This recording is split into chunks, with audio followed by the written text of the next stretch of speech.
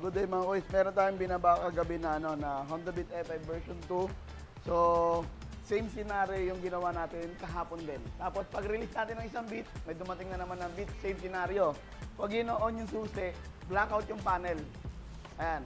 So, testerin ulit natin yung sinasabi ko. Sa mga makaka-experience na ito mga kuys, mga Honda Beat E5 version 2, na kahit i-on nyo, walang panel, na-check nyo na yung fuse, relay, switch.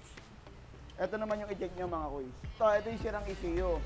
Dapat tong yellow wire na to mga kuys ay may supply pag naka-off. Ayan o, may supply dapat yan pag naka-off. Ngayon, kahit naka-on, dapat mamamatay yan. Ulitin ko pag walang panel at naka-experience kayo nito, na-check nyo na yung fuse and yung mga ignition switch, i-check nyo itong yellow wire na to na trigger na galing ECU. Dapat ang ayos na ECU, pag naka-off, may supply. Pag inon mo, mamamatay yung supply. So ito, ganyan So kabit natin yung bagong ECU mga kuys.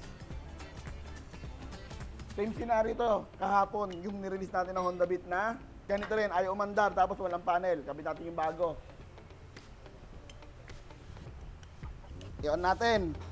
Salpak ulit natin yung multitester natin. Multitester, test light natin. O, di ba? Naka-off, pero may supply. Pero pag in-on ko, namamatay. Pag in-off, may supply. Pero yung inyong test light, dapat yung isa nasa positive. Tapos ito, nasa negative, yung dilaw.